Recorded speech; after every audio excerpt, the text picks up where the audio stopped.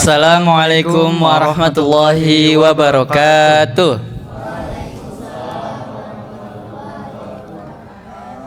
Puji syukur kita kepada Allah Subhanahu wa taala yang telah memberikan kita karunia-Nya serta banyak sekali rahmat dan juga kenikmatan yang diberikan kepada kita semua di acara pada sore hari ini.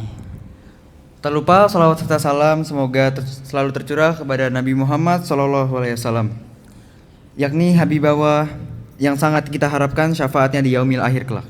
Amin amin ya rabbal alamin. Oke, selanjutnya yang terhormat Bapak Deden selaku Ketua DKM Masjid Al-Akbar Ermas 2000. Lalu yang saya hormati Bapak Iwan selaku Ketua Panitia Ramadan 1447 Hijriah. Lalu yang saya hormati juga Al-Mukarram Ustadz Harun Kodaru Ramadan selaku pengisi acara pada kajian kali ini. Yang saya hormati Bapak serta Ibu Jamaah Masjid Al-Akbar Ermas 2000 dan juga para panitia. Dan juga yang saya banggakan teman-teman yang telah hadir pada kajian kali ini. Saya ucapkan terima kasih banyak. Oke, sebelum itu perkenalkan kami berdua, saya Muhammad B. Pratama dan saya Ahmad Rafiq Kila selaku pemandu acara pada kajian kali ini dengan judul Jangan Jadi Orang Yang Merugi di Bulan Ramadan. Oke, maka dari itu mari bersama-sama kita mengucapkan basmalah. Bismillahirrahmanirrahim. Selanjutnya untuk susunan acara akan dibacakan oleh Rafif. Silakan Rafif. Registrasi pembukaan sambutan. Baca itunya aja. Oke, untuk susunan acara yang pertama yaitu adalah registrasi, dilanjut dengan pembukaan, sambutan dan materi Ustadz, dan dilanjutkan dengan sesi tanya jawab, kuis dan door prize, dan diakhiri dengan doa penutup, foto-foto dan diakhiri dengan buka puasa. Oke, baik, langsung saja kita ke sambutan yang pertama yaitu kepada Bapak Deden selaku DKM Masjid Al-Akbar Ermas 2000. Kami persilakan.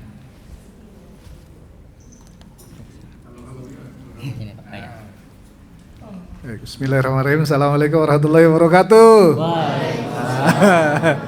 Alhamdulillahilladzi arsala rasulahu bil huda wa dinil haq liyudhhiruhu 'ala dini kullihi wa kafa billahi syahida. Asyhadu an la ilaha illallah wa asyhadu anna Muhammadan abduhu wa rasulullah. Baik anak-anak sekalian, ibu-ibu, bapak-bapak, Pak Iwan Ketua Panitia, khususon pada Ustadz Harun Kodaru Ramadan, lahirnya bulan Ramadan saat ya. Masyaallah ya. Alhamdulillah hari ini kita teman-teman remaja ini bikin kegiatan. Saya kira kegiatan ini sebetulnya penting banget deh buat kalian ya. Hanya kadang-kadang hujan barusan ya. Jadi hujan ini dari rumah udah siap-siap gitu kan. Wah, udah ada hujan, tidur lagi dah ya. Pada kagak jadi dah ke sini ke masjid ya. Tapi yang paling penting begini anak-anak ya, bahwa ini adalah kegiatan model seperti ini jangan dianggap bahwa sebagai kegiatan yang sia-sia. Karena apa? Karena pasti ini akan bermanfaat ya, bukan hanya sekarang tapi yang paling penting adalah nanti di masa mendatang. Ya.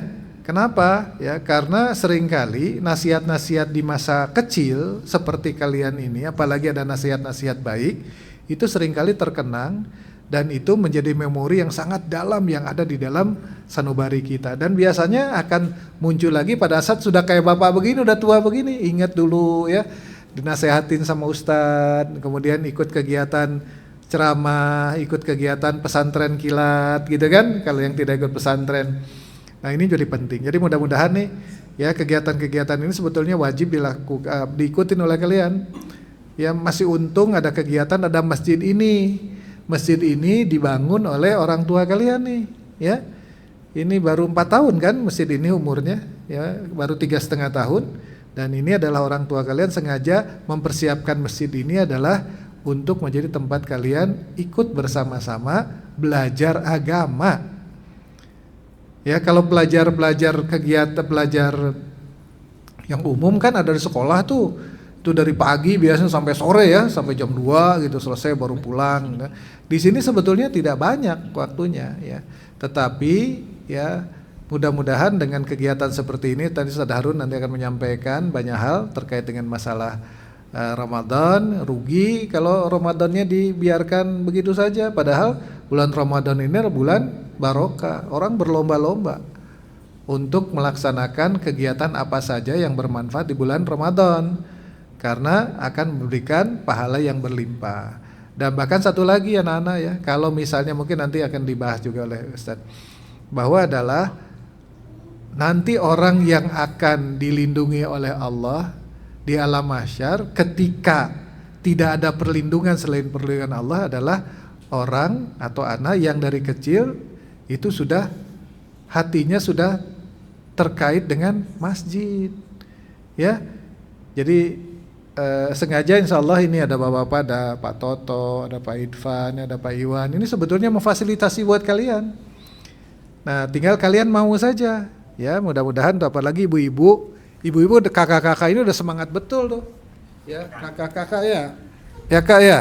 Kakak-kakak itu udah semangat betul tuh sebetulnya. Kalau kalian pengen bikin apa saja, wah diikutin tuh sama kakak-kakak, ya. Yang baju hitam tuh, kakak baju hitam sama baju coklat tuh, itu kakaknya kakak tuh yang paling belakang tuh. Ya, tapi insya Allah lah. Ya silakan kalau misal kalian pengen kegiatan apa, ya insya Allah nanti orang tua di sini akan memfasilitasi dengan baik, ya. Saya kira itu saja. Terima kasih Ustaz, terima kasih. Ya mudah-mudahan kegiatan hari ini bermanfaat buat kalian khususnya, ya juga bermanfaat buat kita semua. Insya Allah ini adalah remaja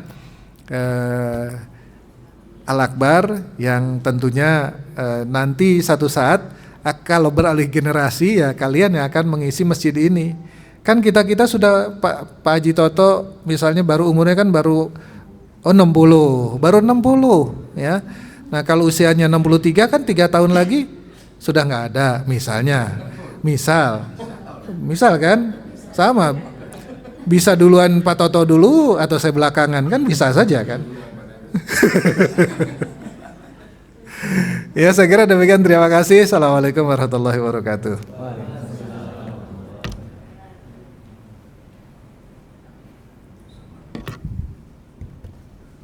Selanjutnya, sambutan dari Ketua Panitia Ramadan kepada Pak Iwan kami persilahkan.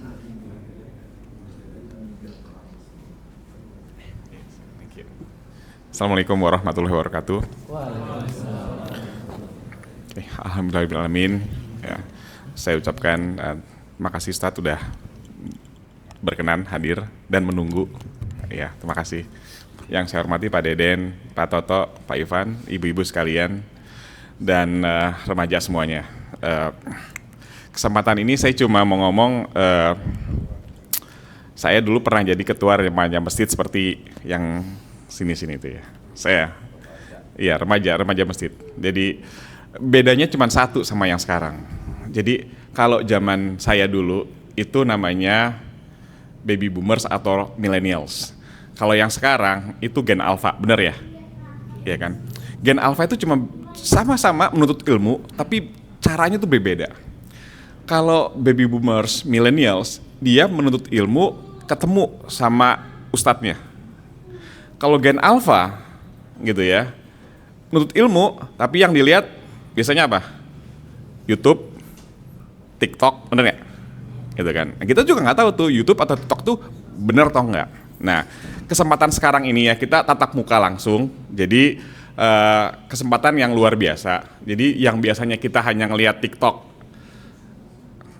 atau YouTube, sekarang kita bisa ngelihat ustadznya. Jadi kalaupun nanti mau ada tanya-tanya yang kalian nggak yakin ya Ustadz ya kan? Nah, nggak yakin bisa langsung ditanya. Jadi dari saya itu aja. Ini kesempatan yang luar biasa untuk kita bisa bertatap muka gitu ya. Assalamualaikum warahmatullahi wabarakatuh. Waalaikumsalam warahmatullahi wabarakatuh. Oke, baik, terima kasih kepada Bapak Iwan atas sambutannya. Baik, langsung saja kita dengarkan kajian dari Ustadz Harun Qadarul Ramadan dengan judul Jangan Jadi Orang Yang Merugi di Bulan Ramadan. Kepada beliau kami persilakan.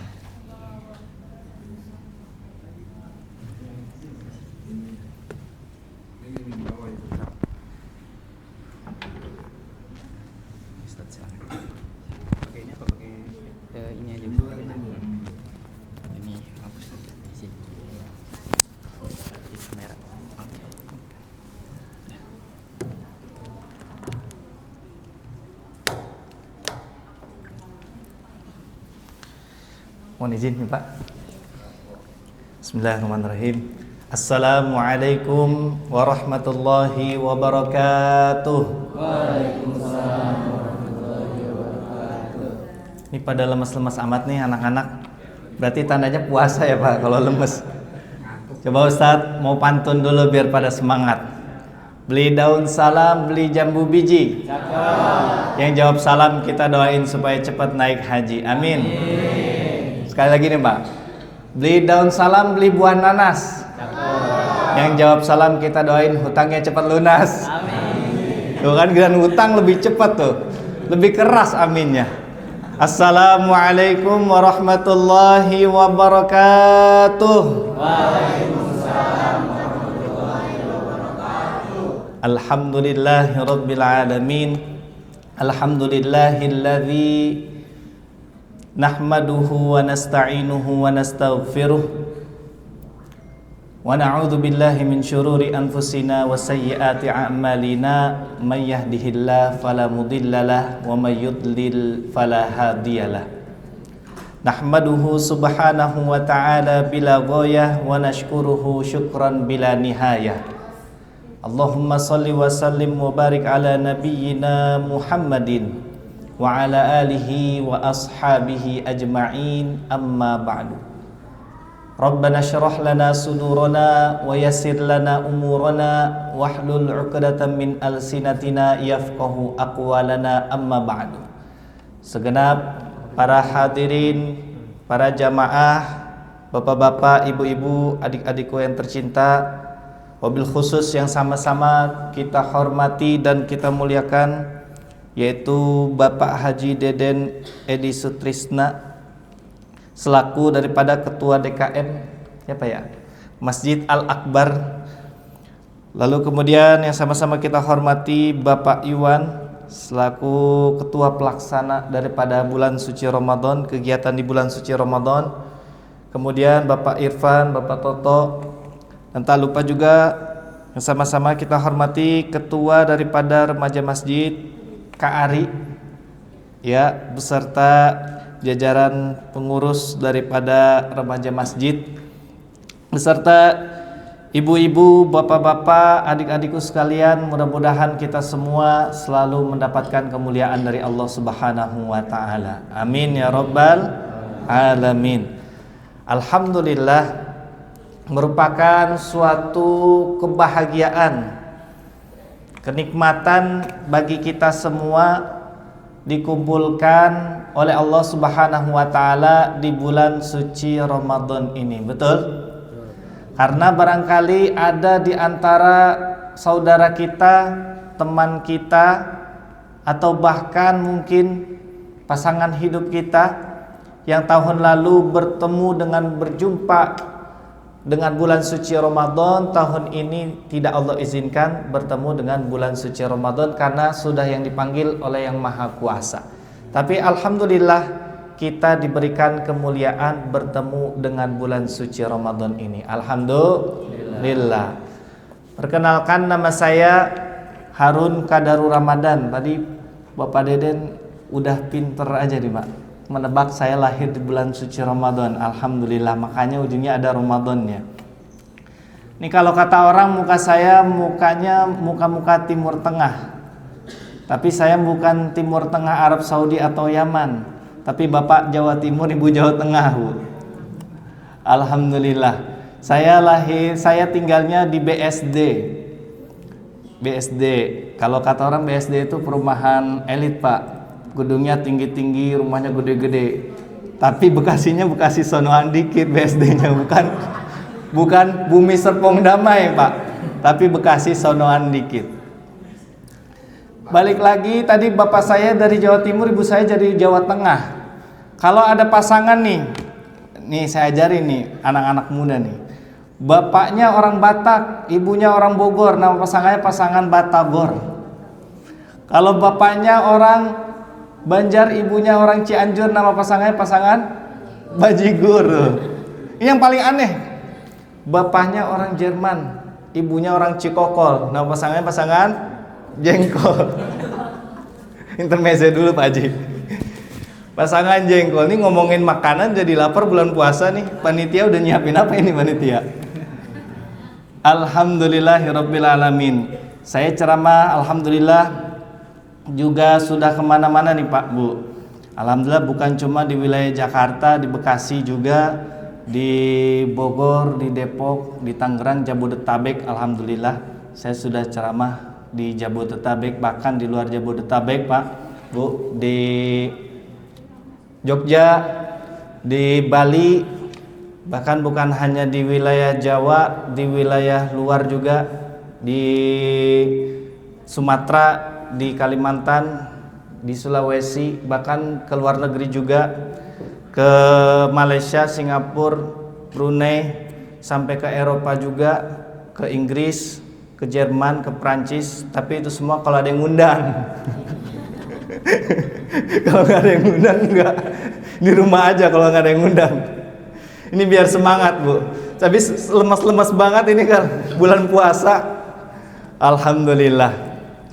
Bapak Ibu yang dirahmati oleh Allah Subhanahu wa taala, kita tadi dikatakan oleh Bapak Deden bahwa bulan suci Ramadan ini bulan yang penuh berkah, betul?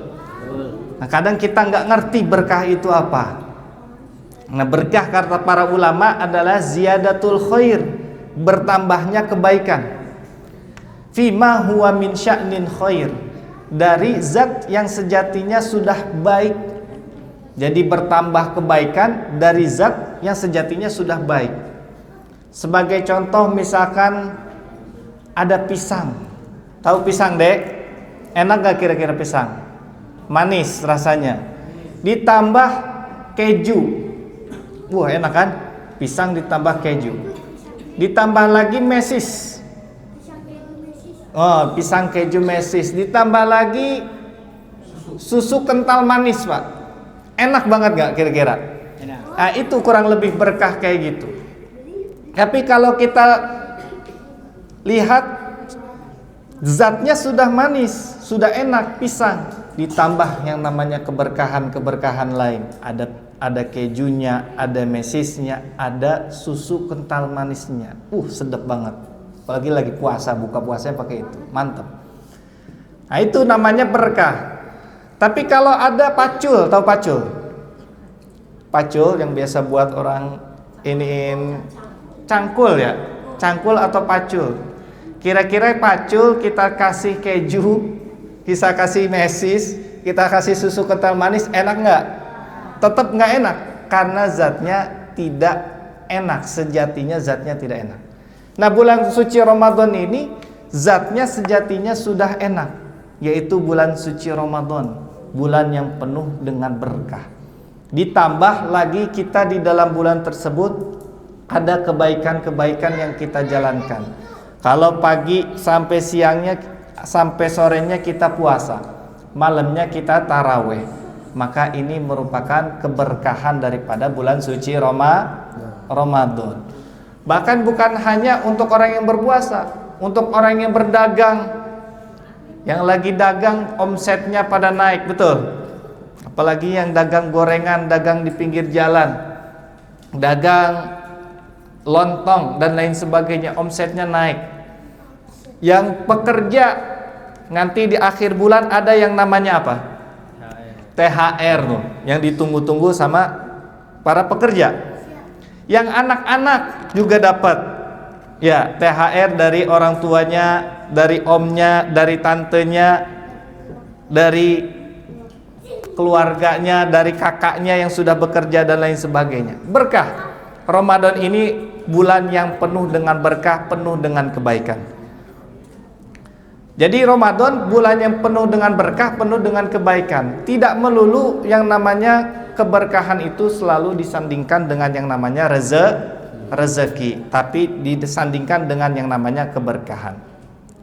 Alhamdulillah kita dikumpulkan oleh Allah Subhanahu wa taala dalam keadaan sehat walafiat. Yang mana nikmat sehat walafiat ini nikmat yang paling dirindukan oleh orang-orang yang sakit, betul? Nah, orang yang sakit nggak ada yang kepengen mobil mewah, Pak. Ada orang yang sakit kepengen mobil mewah. Orang yang sakit nggak ada yang kepengen jalan-jalan Misalkan ngajak ke anaknya, "Nak, bapak lagi sakit, bawa dong jalan-jalan biar sembuh." Ada. Coba jalan-jalan ke puncak, ke Bandung, ke Bali biar sembuh. Nggak ada. Nah, orang yang sakit nggak kepengen punya macam-macam. Tapi beda sama orang yang sehat. Kayak kita nih orang yang sehat. Kita ini punya banyak 1000 keinginan. Punya banyak 1000 keinginan dengan mengorbankan satu yang namanya nikmat sehat walafiat. Tapi kalau orang yang sakit, dia tidak punya banyak 1000 keinginan. Yang dia inginkan hanya satu, yaitu nikmat sehat walafiat. Makanya alhamdulillah kita dikumpulkan dalam keadaan sehat walafiat. Kita manfaatkan nikmat sehat kita untuk beribadah kepada Allah Subhanahu wa taala. Tadi disebutkan juga oleh Bapak Iwan ya Pak ya, bahwa generasi sekarang ini kalau belajar lewat sosial media, lewat YouTube, lewat Instagram, TikTok, Facebook, short, reel ya dan lain sebagainya. Nah, berbeda dengan belajar agama. Kalau belajar agama, tingkatan tertinggi seorang belajar agama itu adalah talaqi wal musyafahah. Bertemu secara langsung dengan guru, itu tingkatan belajar penyampaian kita mendapatkan ilmu yang paling tinggi. Dia bertemu, talaqi wal musyafahah. Nah, ada tingkatan yang paling rendah dalam menuntut ilmu, namanya wijadah. Wijadah itu contoh misalkan kita nggak tahu suatu hukum, terus akhirnya kita buka HP, kita cari di Google, apa hukum ini, apa hukum itu, keluar di Google banyak jawaban, dan akhirnya dari jawaban itu kita pilih sesuai selera kita, betul nggak Pak? Pilih sesuai selera dong, kan nggak mungkin kita pilih yang nggak sesuai selera, kita pilih sesuai selera kita. Jebret, ketemu, ini ilmu yang saya dapatkan gitu. Itu tingkatannya wijadah namanya, nemu. Wijadah itu nemu, bukan talaqi wal musyafahah. Maka tidak bisa belajar agama ya, bukan belajar ilmu umum. Kita baca konteks agama itu dengan cara wijadah seperti itu, cara nemu, nggak bisa. Harus bertalaqi dan musyafahah. Kalau tadi yang alat tadi Google, ilmu pengetahuan, kemajuan teknologi dijadikan sebagai alat saja. Contoh, kita menemukan suatu perkara, kita temu jawabannya di Google. Tidak kita telan mentah-mentah, tapi kita tanyakan kepada guru yang berkompeten. Seperti itu. Kita, jawabannya seperti ini. Kita tanyain sama guru kita, Pak Ustadz, Pak Guru, kira-kira jawaban seperti ini betul nggak? Kamu nemu di mana? Di Google. Baru dijelasin. Di situ ada perbedaan pendapat. Di situ ada khilaf. Di situ ada ulama yang mengatakan begini, ada mengatakan begitu. Berbeda kalau kita langsung comot mentah-mentah dari Google. Maka itu tingkatan ilmu yang paling rendah, namanya wijadah. Tapi Bapak Ibu sekalian, anak-anakku sekalian, lagi melaksanakan tingkatan menuntut ilmu yang paling tinggi, yaitu talaqi wal musyafahah, bertemu secara langsung dengan guru untuk belajar agama. Ini tingkatan paling tinggi.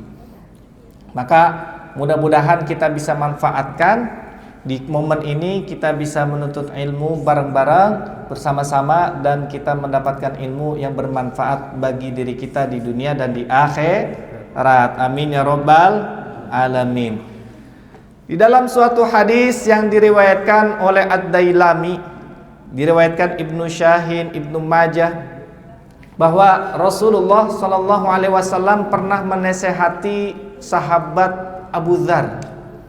Sahabat Abu Dzar, ya Abu Dzarrin, la antaghduwa fata'allama ayatan min kitabillah khairun laka min an tusalliya mi'ata rakaah, wala antaghduwa fata'allama baban minal ilmi umila bihi aw lam yu'mal bihi khairun laka min an tusalliya alfa rakaah. Yang artinya Nabi SAW pernah menasihati sahabat yang bernama Abu Dzar. Dinasihati oleh Nabi SAW. Wahai sahabat Abu Dzar, kalau engkau menuntut ilmu, mempelajari satu ayat saja dari kitabullah, dari Al-Quran, maka itu lebih baik darimu jika kamu sholat 100 rakaat. Sholat sunnah 100 rakaat itu belajar satu ayat. Kalau engkau belajar satu bab daripada suatu ilmu, maka lebih baik daripada engkau sholat 1000 rakaat. Ini pahala luar biasa dari orang yang menuntut ilmu. Jadi pahalanya kurang lebih sama dengan orang yang sholat 1000 rakaat. Di sini ada nggak yang udah pernah sholat 1000 rakaat? Belum ada. Ini jamaah Masjid Al-Akbar belum ada yang sholat sunnah 1000 rakaat. Belum ada. Sama saya juga belum pernah. Oh, udah ada. Oh, masya Allah, Bu Haji luar biasa nih. Oh, sholat semalaman nggak 1000 rakaat. 1000 rakaat. Masya Allah, tabarakallah, alhamdulillah. Ada yang ternyata yang udah pernah sholat sunnah 1000 rakaat, luar biasa. Saya sendiri belum pernah, Bu. Alhamdulillah belum pernah. Makanya kalau yang belum pernah sholat sunnah 1000 rakaat, kita hadir datang ke majelis ilmu dengan niat menuntut ilmu, insya Allah kita akan mendapatkan pahala yang Rasulullah janjikan, yaitu pahala sholat sunnah 1000 rakaat. Minimal 100 rakaat kita dapat. Satu ayat saja kita belajar. Ya, kalau iman modelan-modelan kayak kita, jangankan sholat 1000 rakaat. Kadang kita sholat sunnah tarawih aja kita milih-milih, Pak. Milih-milih imamnya siapa ini. Kalau imamnya bacanya lambat, kadang kita nggak hadir. Imamnya bacaannya kurang merdu, kadang kita nggak hadir. Kita pilih-pilih tuh sholat sunnah tarawih. Modelan iman-iman kayak kita. Makanya kalau cuma ada majelis ilmu, ketimbang hadir, datang duduk mendengarkan, mendapatkan ilmu, insya Allah kita akan mendapatkan pahala yang Rasulullah janjikan, yaitu pahala sholat sunnah 1000 rakaat. Amin ya rabbal alamin. Kalau Rasulullah yang udah mengucapkan mah nggak usah diterka-terka, Pak, Bu. Bener nggak tuh ya perkataan Rasulullah? Nggak bisa begitu. Kalau Rasulullah udah yang ngomong, Rasulullah udah yang berbicara, maka dia adalah orang yang tidak pernah berdusta dan berbohong.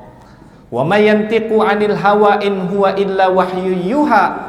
Rasulullah itu adalah orang yang ucapannya tidak keluar daripada hawa nafsu. Ucapannya tidak keluar dengan hawa nafsu beliau, tapi ucapan daripada Rasulullah adalah wahyu dari Allah Subhanahu wa taala. Maka mudah-mudahan kesempatan ini menambah pahala kita semua. Amin ya rabbal alamin. Bapak Ibu yang dirahmati oleh Allah Subhanahu wa taala, tema kita pada sore hari ini yaitu adalah jangan menjadi orang yang merugi di bulan suci Ramadan. BTW, by the way, ini sampai jam berapa? Sampai maghrib. Ini Ustaz, kayak jam 17.40. Biar ada persiapan berbuka apa segala macam, jadi saya bisa ngira-ngira nih, bisa ngeker kalau kata orang. Sampai jam berapa kira-kira? 17.45an. 17.45. Oh, tinggal sebentar lagi dong, 15 menit lagi. Baik, alhamdulillah. Tema pada sore hari ini yaitu kita jangan menjadi orang yang merugi di bulan suci Ramadan. Maka saya mengambil daripada buku yang ditulis oleh Profesor Dr. Buya Hamka, bahwa di buku beliau pernah menceritakan ada suatu kisah, yaitu Raja Iskandar Zulkarnain ketika hendak menaklukkan suatu tempat. Jadi ada raja namanya Raja Zulkarnain, ketika hendak menaklukkan suatu tempat, dia harus melewati yang namanya sungai. Melewati apa? Yang namanya sungai. Sungainya harus dilewatin. biar bisa mencapai tujuan tempat yang akan ditaklukkan.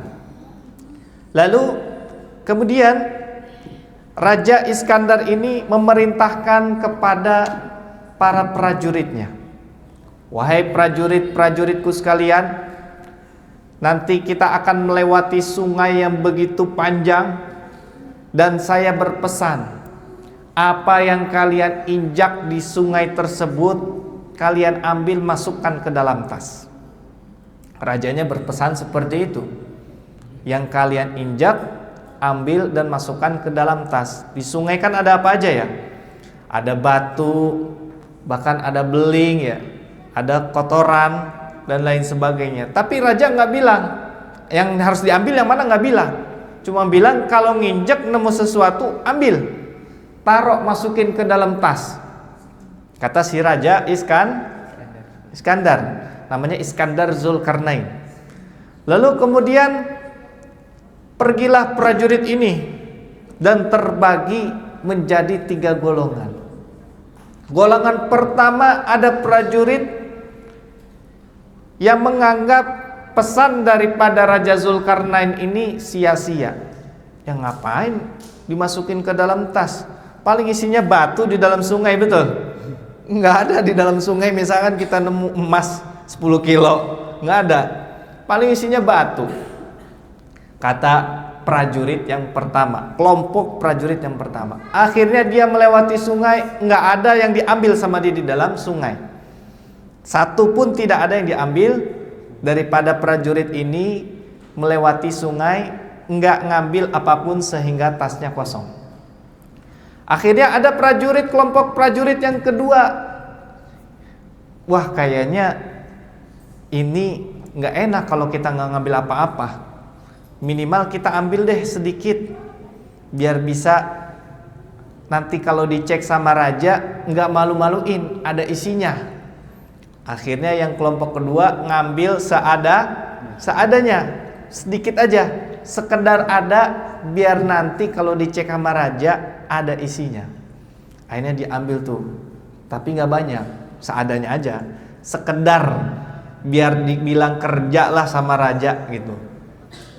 Lalu ada golongan yang ketiga, dia patuh banget sama rajanya. Tadi raja bilang apa yang diinjak ditemuin ambil, masukin ke dalam tas, mau apapun itu ambil. Akhirnya yang golongan ketiga ini ngambil, diambil semua yang diinjak, kan banyak ya kan. Kita kalau di sungai itu nginjak apa aja kita injak, banyak tuh kita ambil. Sungainya panjang, banyak, sampai akhirnya tasnya penuh, sampai berat itu tasnya.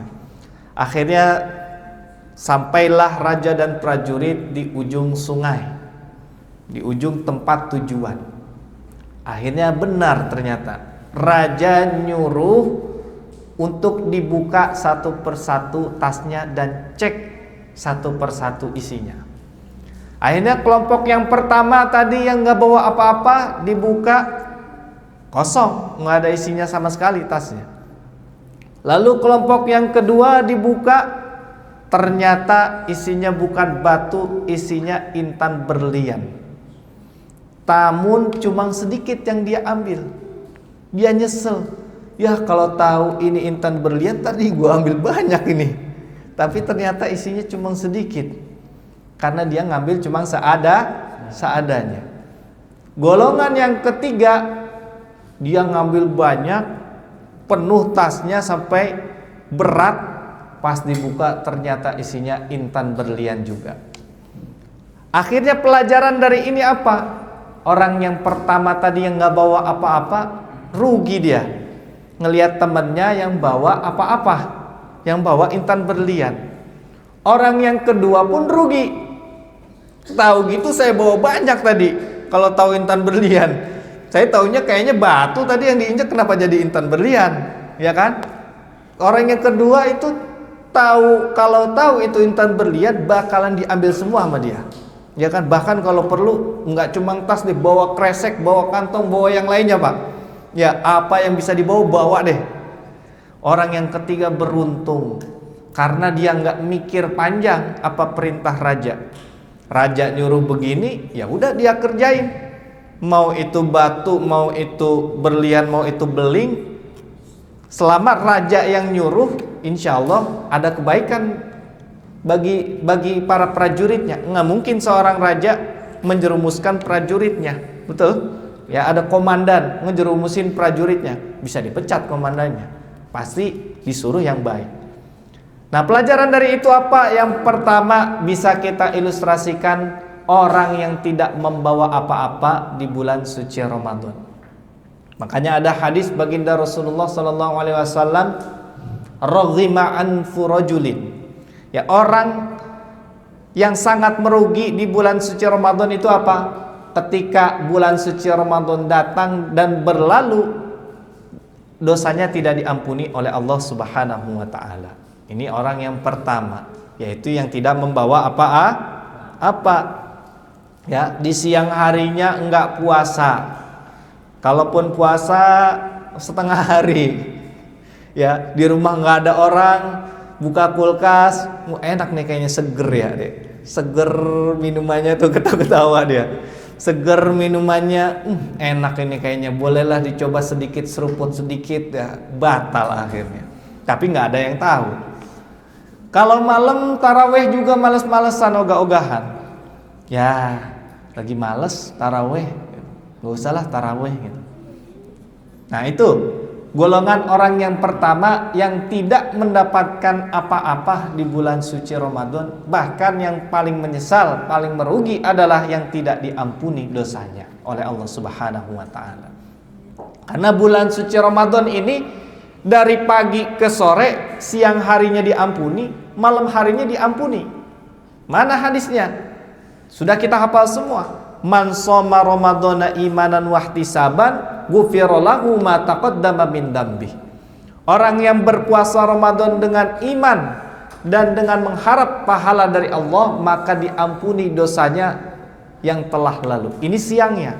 Malamnya hadis lain riwayat Abu Hurairah dengan redaksi lain, man qoma ramadhana imanan wahtisaban ghufira lahu ma taqaddama min dambi. Orang, barang siapa yang melaksanakan qiyamul lail, dalam konteks ini dia sholat tarawih, maka akan diampuni dosanya yang telah lalu dari Allah Subhanahu wa ta'ala. Jadi pagi siang harinya diampuni, malamnya juga diampuni oleh Allah Subhanahu wa ta'ala. Full 24 jam daripada bulan suci Ramadan ini, bulan yang penuh dengan ampunan. Itu tadi golongan orang yang pertama. Lalu ada golongan orang yang kedua, tadi yang bawa seadanya di bulan suci Ramadan, ya seadanya lah puasa, ya walaupun puasa tapi tetap maksiat jalan, tetap ngelihat yang nggak bener, tetap menggunjing orang, apalagi ngomongin orang, apalagi, ya kan? Tetap seperti itu. Malamnya setengah-setengah, taraweh nggak semangat, di belakang main-main. Yang bocah-bocah ada nggak sholat taraweh main-main? Ya kalau main-main nanti dulu, lagi waktunya sholat kita khusyuk kepada Allah, sholat di hadapan Allah Subhanahu wa ta'ala, jangan kita main-main. Infak, sedekah seadanya ataupun tidak semaksimal mungkin. Memberikan takjil juga enggak. Jadi setengah-setengah. Puasanya dibarengi dengan maksiat, malamnya malas-malasan. Setengah-setengah. Maka yang dia bawa pun tidak banyak, setengah-setengah daripada pahala. Nah, yang paling beruntung ini dia orang yang ketiga, yang benar-benar memaksimalkan bulan suci Ramadan. Pagi sampai malamnya, pagi sampai sorenya dia berpuasa dengan baik, memanfaatkan puasa tersebut dengan ibadah-ibadah. Ya enggak banyak tidur doang. Ini kadang puasa banyak tidur, bilangnya tidurnya orang yang berpuasa kan beribadah Pak Ustadz gitu kan. Alasannya itu. Nah, paginya dia membaca Al-Quran, sorenya dia ikutan ngaji di masjid, kumpul bahas perkara gimana memajukan masjid, memakmurkan masjid, bahas-bahas yang positif. malamnya dia taraweh, berbuka puasa, kemudian habis itu taraweh ngikut bersama imam, lalu kemudian malamnya tadarus Al-Quran lagi. Ini luar biasa yang seperti ini. Infaknya luar biasa, sedekahnya luar biasa. Ya, Rasulullah itu ajwadun nas, orang yang paling dermawan. Terlebih di bulan suci Ramadan, kedermawanan beliau itu laksana berhembusnya angin. Enggak pandang rupiah, enggak pandang dolar, enggak pandang dinar, enggak pandang dirham. Apa yang beliau punya, beliau sedekahkan untuk orang yang berpuasa. Apalagi memberi makan orang yang berpuasa, pahalanya luar biasa, kurang lebih sama dengan pahala orang yang berpuasa tanpa mengurangi ganjaran orang yang berpuasa tersebut. Ini orang yang ketiga, orang yang beruntung, orang yang memanfaatkan dengan baik yang namanya ibadah di bulan suci Ramadan.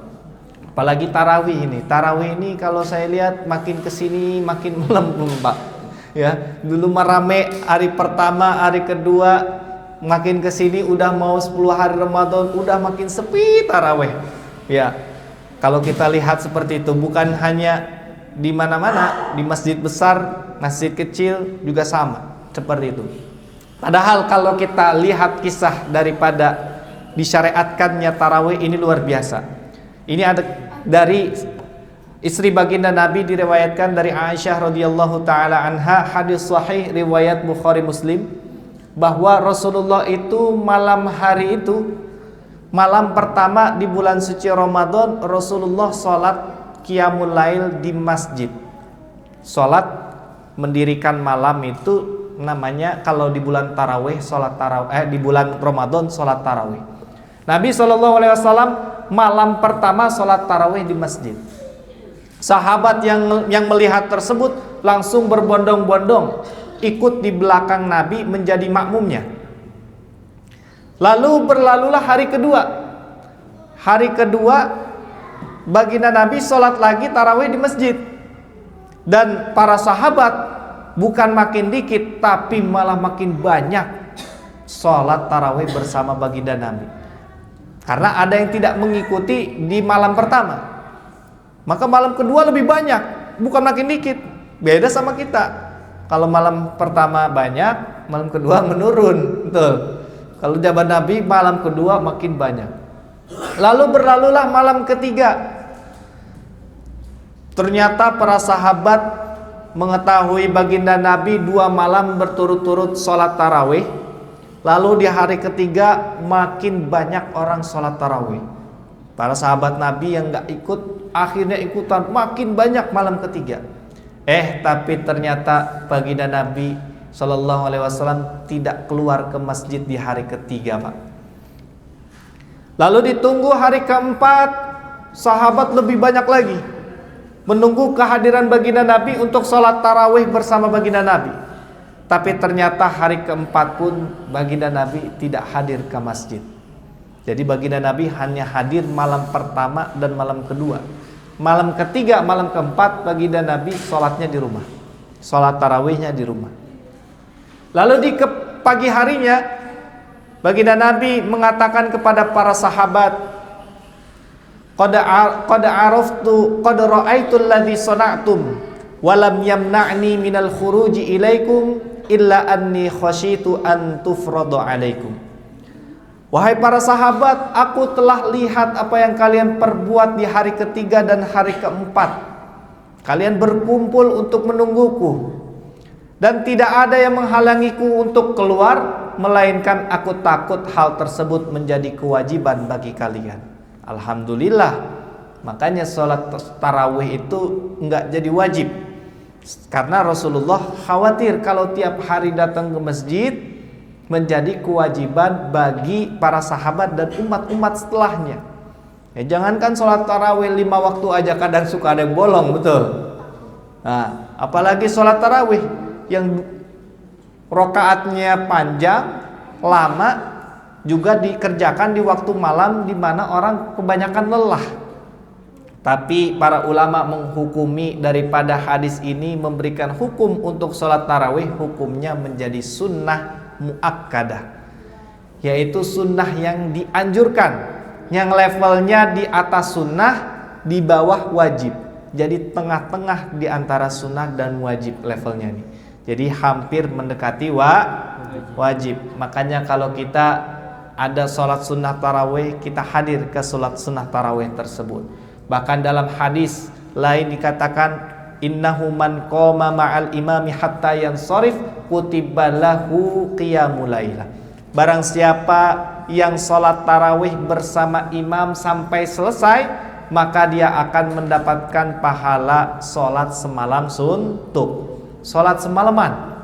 Jadi orang sholat tarawih ikut sama imam sampai selesai, sampai witir selesai tuh, kita dapat pahala sholat tarawih, sholat malam semalaman sampai subuh. Ini luar biasa. Makanya mudah-mudahan yang di kesempatan mulia ini kita bisa memanfaatkan waktu kita bisa memaksimalkan waktu kita di bulan suci Ramadan, terlebih dengan kajian-kajian, dengan sholat tarawih, dengan tadarus Al-Quran, dengan berinfak di jalan Allah, yang mudah-mudahan itu semua menjadi wasilah kita untuk kita menjadi orang yang bertakwa di sisi Allah Subhanahu wa taala. Amin ya rabbal alamin. Barangkali itu saja yang bisa saya sampaikan pada kesempatan yang mulia ini. Kurang lebihnya mohon maaf. Billahi taufik wal hidayah. Wassalamualaikum warahmatullahi wabarakatuh. Waalaikumsalam warahmatullahi wabarakatuh. Baik, terima kasih Ustadz atas kajiannya dan juga ceramahnya. Memang betul sekali apa tadi yang dikatakan oleh Ustadz, bahwa di bulan suci Ramadan ini janganlah sampai kita untuk melewati atau kita menganggap bulan ini sebagai bulan yang biasa, namun bulan ini ternyata adalah bulan yang penuh anugerah dan juga penuh dengan keindahan. Mohon izin Ustadz untuk terakhir ada sesi tanya jawab. Oh iya. Boleh. Saya udah turun aja. Nggak tahu, saya lupa. Ya, Mohon maaf, baik, kami akan buka sesi tanya jawab. Mungkin mungkin jika ada akhwat yang ingin bertanya boleh. Mungkin dari Ikhwan dulu, satu pertanyaan dulu, silakan yang ingin bertanya. Oh ya, boleh. Nah, makin sebentar. Ya, aku mau videoin dia juga. Ya,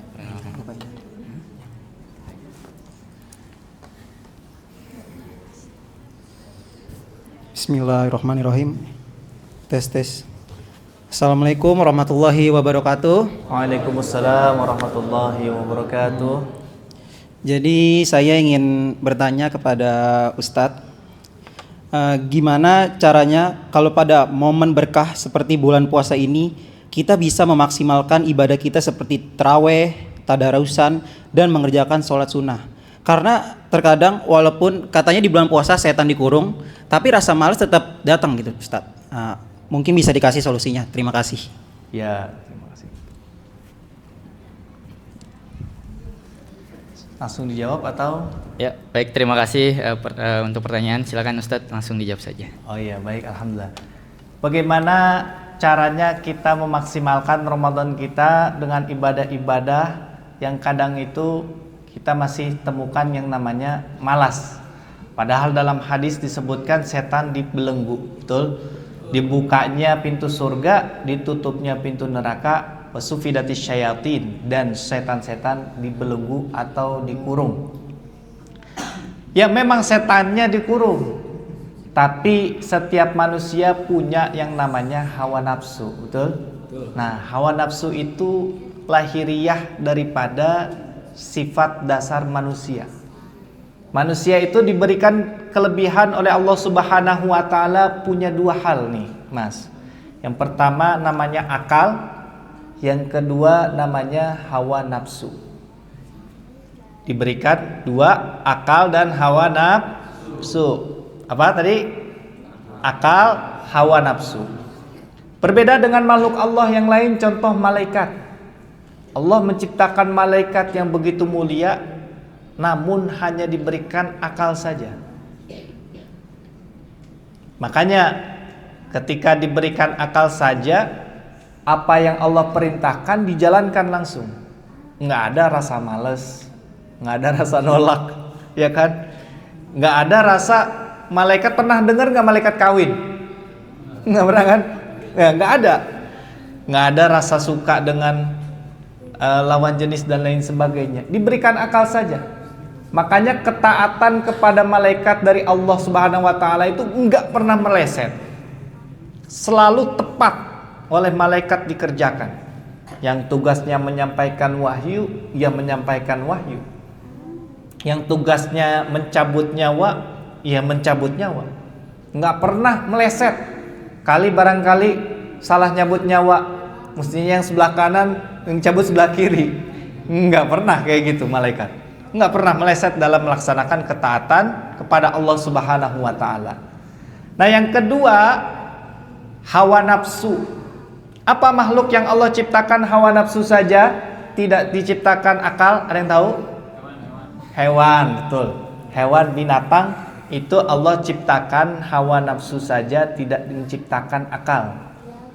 Makanya hewan itu kalau kita lihat kuda itu kalau keliling-keliling kan telanjang ya. Iya, nggak pernah malu kan? Nggak pernah malu. Gitu. Nggak punya akal dia. Dia cuma punya hawa nafsu. Apa namanya? Kucing apalagi tuh. Kalau lagi birahi, berisiknya luar biasa di rumah itu. Kucing kalau misalkan buang kotoran di mana aja nggak pandang bulu dia. Gitu. Asal ada tempat enak, di karpet, di keset, di lain sebagainya. Atau misalkan hewan-hewan lain, banyak daripada hewan-hewan lain itu, ya rata-rata hewan itu Allah Subhanahu wa taala berikan yang namanya hawa nafsu saja, tidak diberikan akal. Tapi berbeda dengan manusia, manusia Allah ciptakan akal dan hawa nafsu. Makanya kalau manusia memaksimalkan akalnya dengan baik, dia bisa mencapai kemuliaan seperti malaikat. Tetapi kalau dia tidak bisa mengendalikan hawa nafsunya, maka dia akan bisa lebih hina dibandingkan binatang. Maka jawabannya itu. Jadi hawa nafsunya harus dikendalikan. Nih, hawa nafsu malasnya. Gimana caranya biar semangat? Ya kan? Pertanyaannya sekarang sudah clear kenapa masih ada yang malas. Sekarang kalau ada malas, gimana caranya biar semangat? Maka cara yang paling pertama agar kita semangat itu memaksa diri, Pak. Memaksa diri. Ya, kalau misalkan kita ada orang yang enggak ada azan enggak idep. Enggak idep itu enggak apa ya? Enggak garcep buat ke masjid. Maka paksa. Cara memaksanya yang pertama, orang kalau pengen cepat sholat, cara paksa yang pertama adalah langsung wudu. Jadi kalau denger azan, coba dipraktekin ya, yang malas sholatnya. Yang malas sholat praktekin, kalau denger azan langsung wudu. Insya Allah habis itu sholat deh, yakin. Karena kebiasaan kita wudu itu pengantar untuk sholat, bukan untuk kebiasaan sehari-hari. Maksudnya kebiasaan sehari-hari itu kalau kita batal wudu, kita wudu lagi. Enggak kayak gitu. Enggak soleh-soleh amat orang-orang kita, Pak. Ibaratnya. Kebanyakan kita wudu itu kalau mau sholat aja.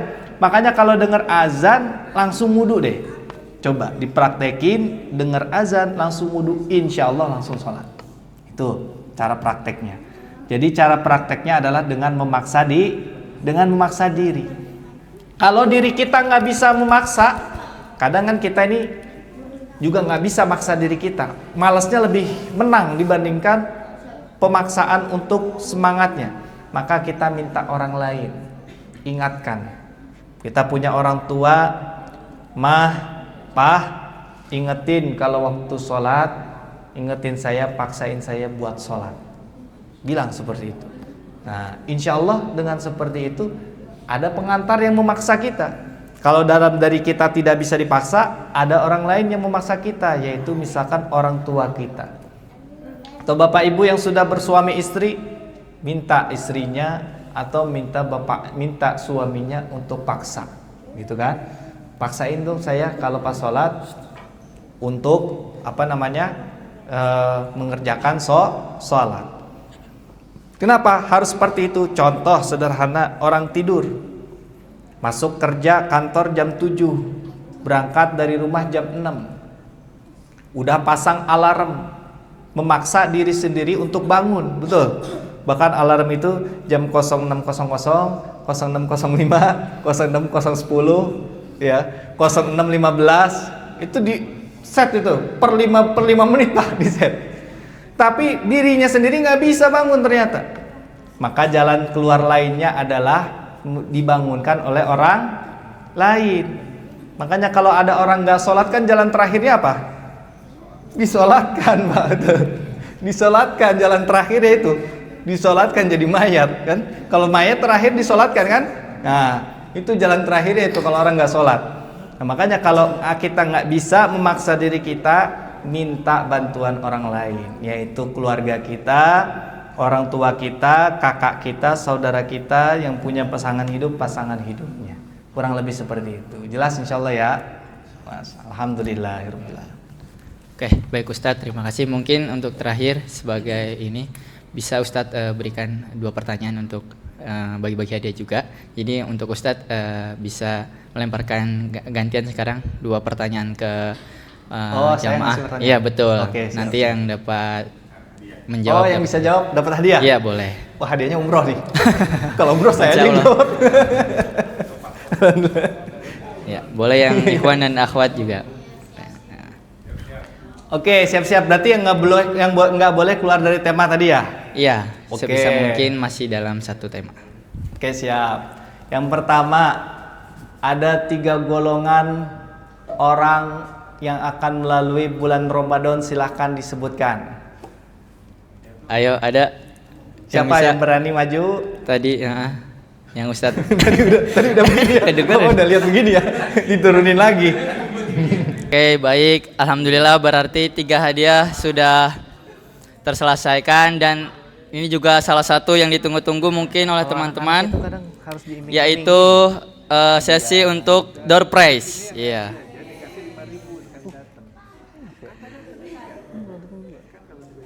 Aduh lupa sebentar. Kita masuk ke sesi door prize ya teman-teman.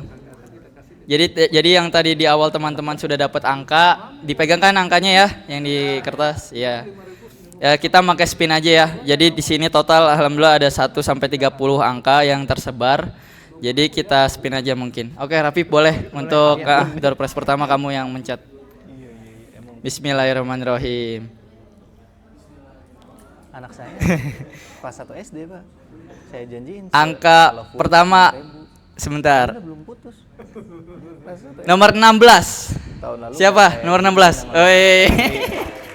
Selamat. Oke, tunggu di sini dulu. Oke. Mahir kan kalau dapat. Oke, selanjutnya Pip kan ada 3. Oke.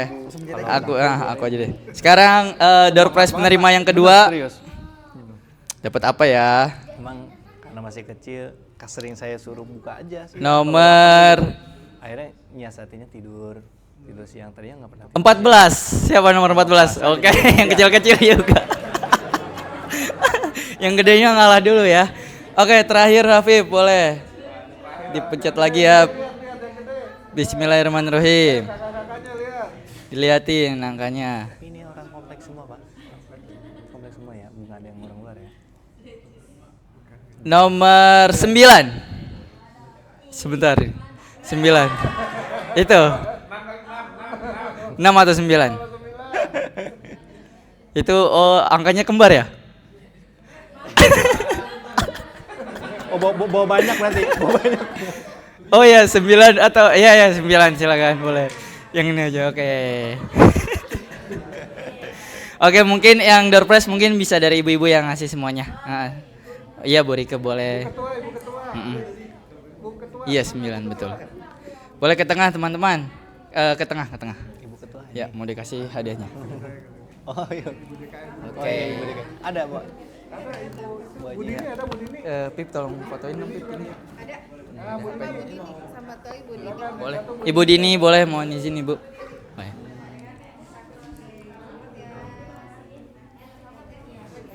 Ya, selamat. Ibu Dini boleh. Selanjutnya Ibu Dini mungkin bisa memberi hadiah. Ini Ibu DKM. Ketua Menteri Taklim. Oh ini. Oh iya Ibu. Silakan. Iya. Oke, foto dulu Ibu. Oh dan nanti ganti-gantian ya. Remaja, ketua, Ari. Oh ya boleh, Kari. Betul. Ya ini terakhir kak, maaf. Yang terakhir, yang warna merah, iya. Boleh tepuk tangan. Oke, sudah. Oke, foto bareng-bareng nggak? Mungkin Kari bisa di sini. Oke, foto bang, semuanya tolong.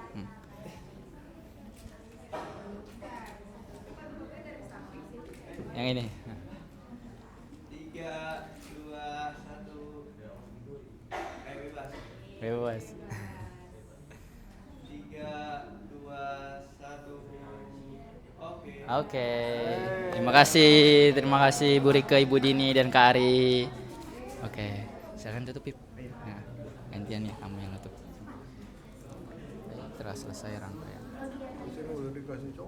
Oh gitu. Maaf. Biar nggak ribet. Baterai kedua. Iya. Pakai HP situ bisa. Oh, bisa. Nih. Baik itu semua rangkaian. Sekarang kalian bulan Ramadan ngapain? Bismillah. Baik, itu semua rangkaian-rangkaian acara pada hari ini. Nah, setelah ini teman-teman boleh menunggu hingga waktu berbuka. Atau mungkin boleh langsung pulang dan mungkin Ya berbuka di rumah bisa. ya mungkin bisa berbuka di rumah. Baik, itu saja dari kami berdua. Jika ada kekurangan mohon dimaafkan. Wassalamualaikum warahmatullahi wabarakatuh.